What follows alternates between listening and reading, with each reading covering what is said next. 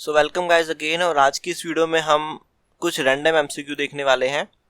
15-16 होंगे ये। तो आपको अगर कुछ एमसीक्यू सोचने में थोड़ा टाइम चाहिए तो आप उस वक्त वीडियो को पॉज कर देना, अदरवाइज मैं डिस्कस करता रहूँगा। राइट, सो हम बढ़ते हैं पहले क्वेश्चन की तरफ। हमारे temperature and time of autoclave is, जो हमारा टेम्परेचर और टाइम है ऑटोक्लेव के लिए। ऑटोक्लेव क्या है, स्टरलाइजेशन के लिए यूज़ करते हैं हम, तो उसका टेम्परेचर और टाइम कितना होता है। सो ए है हमारा 121 degree for 10 minutes, 121 degree for 5 minute, 121 degree for 15 minutes और 121 डिग्री फॉर 12 मिनट। तो इसका राइट आंसर क्या हो जाएगा? सी इसका राइट आंसर है। 121 डिग्री टेम्परेचर होता है और कितने मिनट के लिए? 15 मिनट के लिए। बेस्ड ऑन टेम्परेचर अगर हम इसको इंक्रीज करेंगे टेम्परेचर को तो टाइम थोड़ा डिक्रीज हो जाएगा, तो वो एक कैलकुलेशन अदर सी होती है। देन जो हमारा सेकंड क्वेश्चन है वो है क्या पेरिट्राइकस मीन। तो पेरिट्राइकस क्या होता है? ए हमारा है pili on the single end of bacteria, pili on the all around the bacteria, flagella on all around the bacteria, flagella और पिलाई एट बोथ एंड। तो ये एक तरीका क्या है, कोई भी बैक्टीरिया होता है जब वो इधर उधर मूव करता है तो किसकी वजह से करता है? फ्लैजेला की वजह से करता है। तो पहली बात तो पिलाई का यहाँ कोई रोल ही नहीं है, क्योंकि फ्लैजेला से जो है वो एक बैक्टीरिया यहाँ से वहाँ मूव करता है, और जब यहाँ ये ट्राइकस या मोनोट्राइकस लोफिट्राइकस वर्ड आता है तो फ्लैजेला को मीन करता है। राइट, और पिलाई का काम क्या? अटैचमेंट का।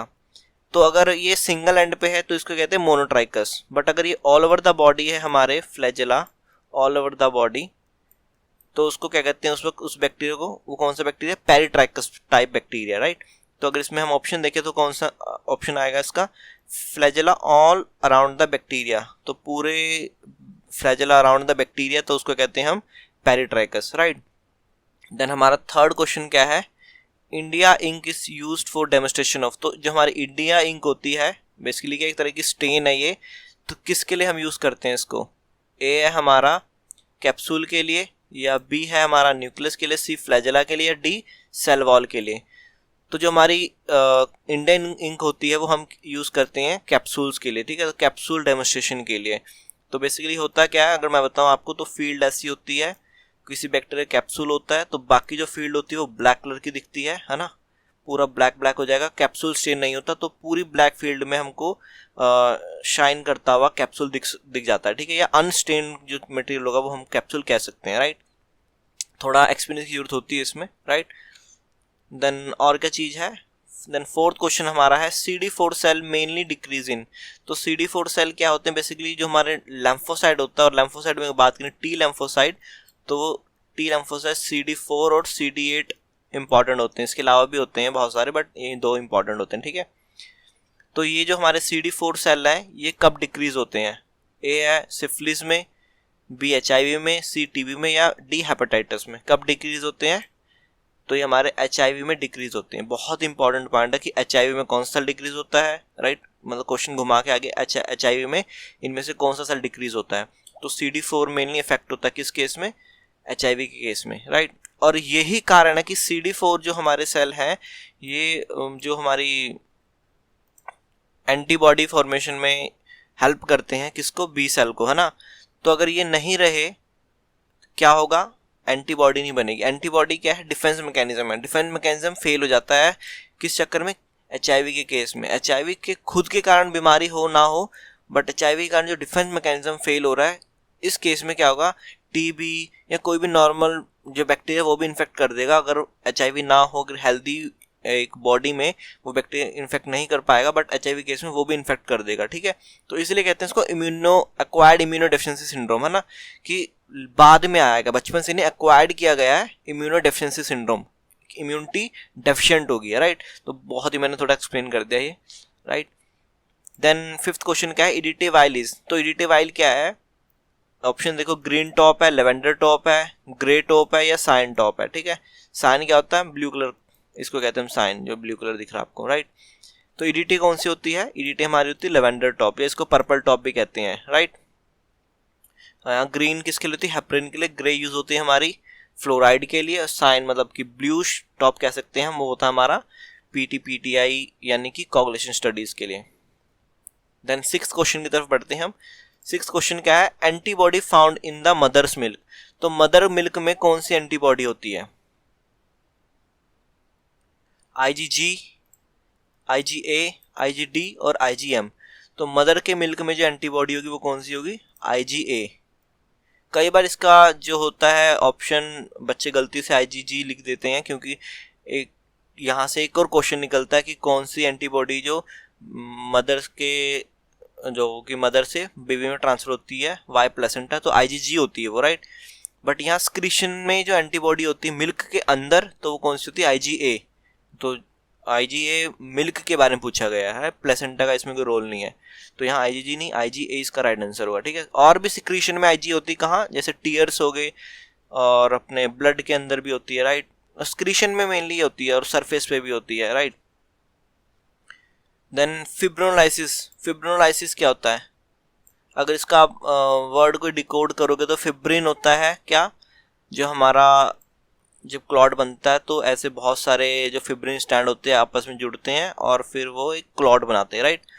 तो इनकी लाइसिस क्या होता है? Break down. तो इन्हीं की लाइसिस को कहते हैं फिब्रोनोलाइसिस। तो ऑप्शन देखो इसमें से कौन सा हो सकता है? Degradation of fibrin clot, synthesis of fibrin, activation of fibrin, या नन ऑफ अबव। तो इसका राइट आंसर क्या हो जाएगा? डिग्रेडेशन, ठीक है। डिग्रेडेशन का मतलब ये होता है टूटना। तो बेसिकली क्या है? फिब्रिन जो हमारा क्लॉट बना है इसका टूटना ही क्या कहलाता है? फिब्रोनोलाइसिस, राइट।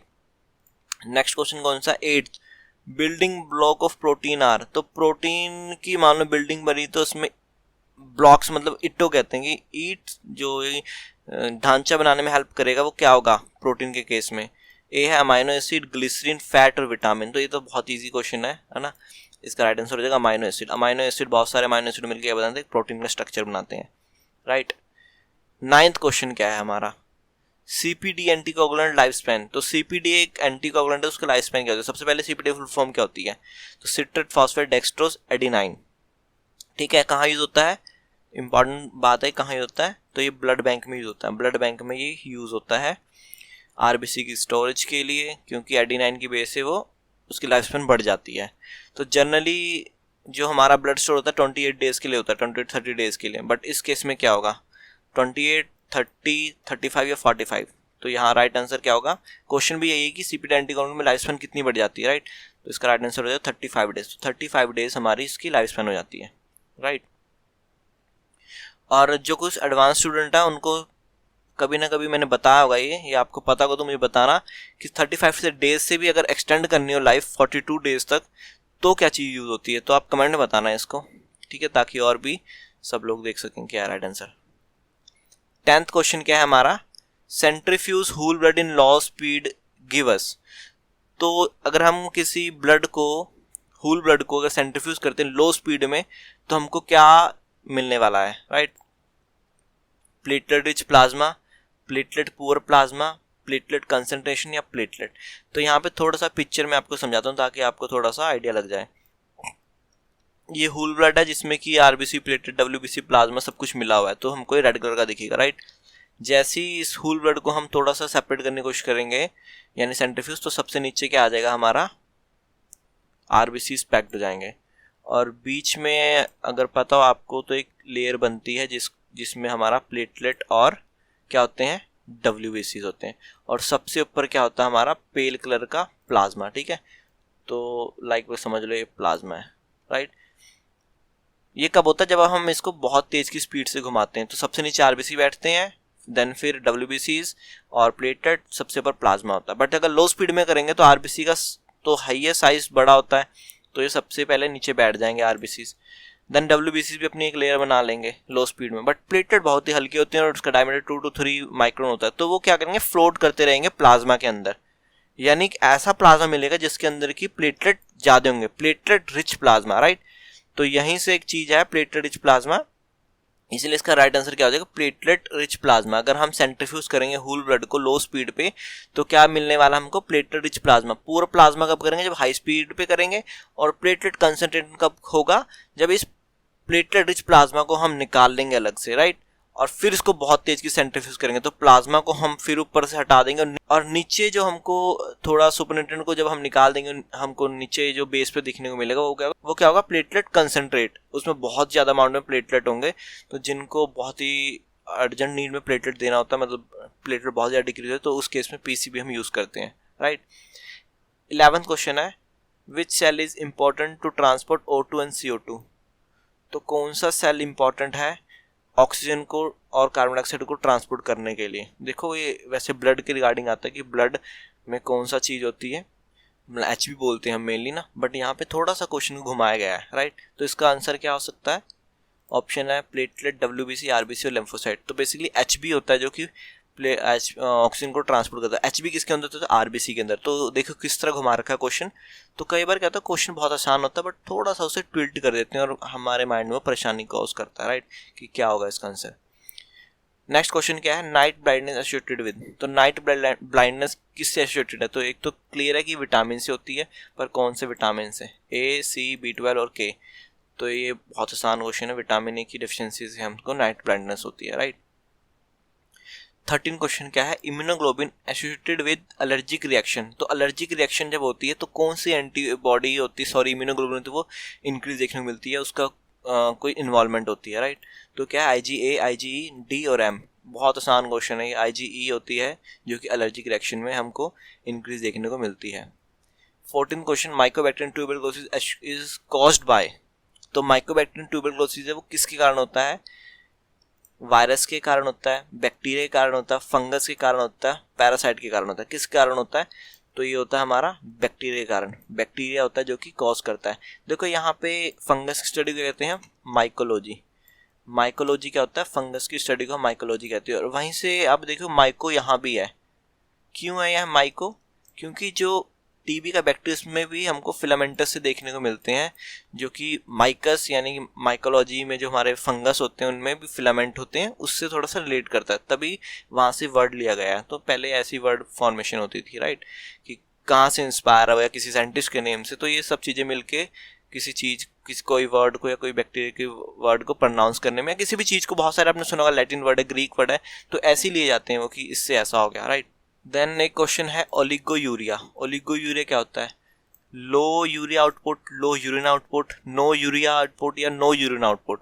तो ओलिगोयूरिया क्या होता है, ओलिगो मतलब होता है स्मॉल, है ना, ओलिगो स्मॉल होता है, तो इसलिए इसका राइट आंसर क्या होगा, लो यूरिन आउटपुट। हो सकता है कंफ्यूजन में यूरिया भी कर दें क्योंकि लास्ट में यूरिया लिखा है। तो ये कुछ चीज़ें होती हैं जो कंफ्यूजन भी करती हैं। एक चीज़ है जो कि हम, मेरे भी सीनियर हमको बताते थे, हमारे भी जो टीचर होते थे, राइट, प्रोफेसर होते थे, वो क्या बोलते थे कि जो वैसे सब सब्जेक्ट के लिए ही बोला जाता है बट स्पेशली बोलते हैं कि मेडिकल जो फील्ड है उसमें क्या है, अगर आप रिपीटिव नहीं पढ़ने वाले हो, रिपीट है ना, रिपीट मोड में नहीं पढ़ने वाले हो, तो बैंक बैलेंस तुम्हारा जीरो होने वाला है ना, मतलब कि तुमको कुछ याद ही नहीं रहेगा। ऐसा कुछ चीज़ें होती है, मतलब हमको लगता है कि हमें याद है बट अभी तक मुझे भी बहुत सारी चीज़ें होती हैं जो कि माइंड से निकल जाती है। फिर कुछ लोग हैं तो जो करेक्ट करते हैं स्टूडेंट, है ना, तो मुझे भी लगता है हाँ भाई कोई बता रहा, क्योंकि कई बार माइंड में इतना सारा इन्फॉर्मेशन होती है और कई बार कुछ चीज़ें ऐसी होती है कि एक दूसरे को क्लैश करती हुई वो निकल जाती है, हाँ। उसके बाद फिर कोई बोलता है कि जैसे पिछली वीडियो में था, कुछ प्रॉब्लम थी उसमें, है ना, कि सर इसमें आपने ऐसा बोल दिया, राइट। तो इस तरीके से क्या होता है, इससे लगता है कि हाँ भाई कोई अटेंटिव होकर सुन रहा है ना, और फिर क्या होता है, यही कारण होता है कि हम जब नेक्स्ट टाइम मैं वीडियो बनाऊंगा तो थोड़ा सा मैं भी और होऊंगा, बट गलती सबसे हो सकती है। सो ये रीज़न है, राइट। तो लो यूरिन आउटपुट हम कहते हैं ओलिगोयूरिया, और अगर बिल्कुल ही यूरिन आउटपुट नहीं है, मतलब कि ख़त्म ही हो गया, तो उसको कहते हैं एनीयूरिया, ठीक है, एनीयूरिया जब आउटपुट बिल्कुल ही ख़त्म हो गया। Then nephron is a part of, बहुत आसान क्वेश्चन है, मतलब बच्चा भी कर देगा, पर नेफ्रॉन किसका पार्ट है, ये इसलिए ज़्यादा है ताकि आपको थोड़ा सा वो ना हो कि यार सभी मुश्किल है, थोड़ा सा ये माइंड में वो बताता है कि हाँ मुझे भी कुछ आता है, राइट। उस केस में नर्वस सिस्टम का पार्ट है, बोन मैरो का पार्ट है, किडनी का है, लीवर का। तो जो हमारा नेफ्रॉन है वो किडनी का पार्ट है, इसको हम फंक्शनिंग यूनिट ऑफ लाइफ भी कहते हैं, ठीक है। मतलब पूरी की पूरी जो किडनी काम कर रही है, अगर उसमें से, मतलब हर एक चीज़ की अपनी अपनी इंपॉर्टेंस होती है, बट कुछ होती है जैसे न्यूक्लियस है, वो सेल का बहुत इंपॉर्टेंट पार्ट है ना, न्यूक्लियस ना हो तो पूरा सेल की कोई वैल्यू नहीं है। वैसे किडनी की बात करें तो नेफ्रॉन बहुत इंपॉर्टेंट रोल प्ले करती है, क्योंकि नेफ्रॉन में ही होता है किडनी काम। क्या काम है किडनी का, फिल्टर करना, है ना, जो टॉक्सिक है या बॉडी के लिए हार्मफुल जो हमारे प्रोडक्ट्स हैं जैसे यूरिया, क्रिएटिन हो गए, इनको निकालना ब्लड में से, है ना।